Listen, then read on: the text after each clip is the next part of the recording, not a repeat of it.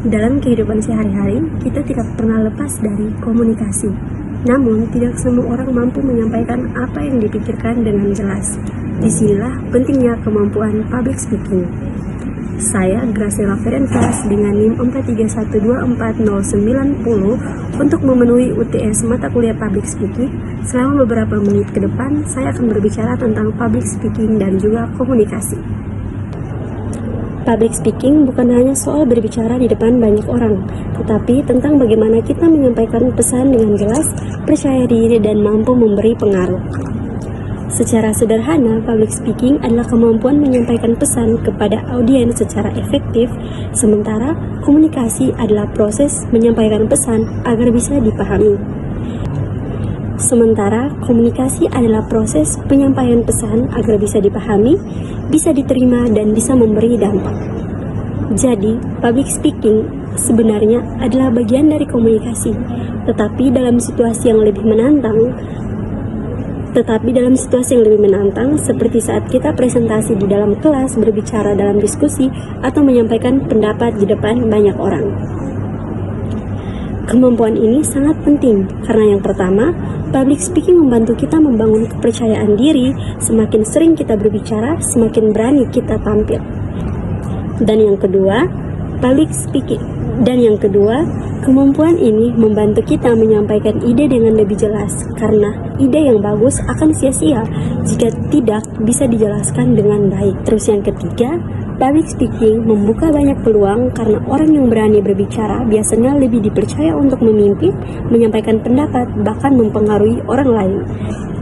Selain itu, cara kita berbicara juga mencerminkan diri kita, sehingga komunikasi yang baik dapat membentuk citra diri kita yang positif. Agar bisa berbicara dengan baik, ada beberapa hal yang perlu diperlukan.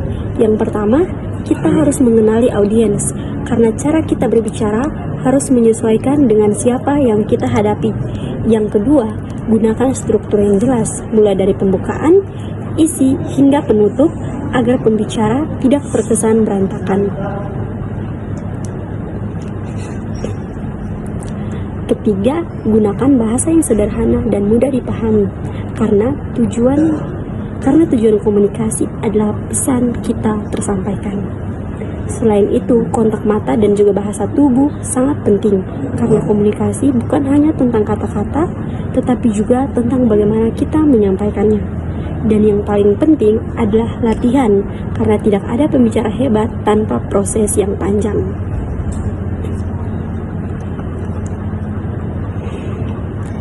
Namun tidak bisa kita pungkiri bahwa banyak orang memang merasa takut saat berbicara di depan umum. Namun rasa takut itu sangat wajar, biasanya muncul karena takut salah, takut dinilai, atau takut kurang percaya diri. Tetapi sebenarnya, kesalahan adalah bagian dari proses belajar. Kita tidak perlu menunggu sempurna untuk mulai berbicara. Yang terpenting adalah kita sudah berani mencoba. Pada akhirnya, public speaking bukan tentang menjadi sempurna, tetapi tentang keberanian untuk menyampaikan apa yang ada dalam pikiran kita. Setiap orang punya suara, setiap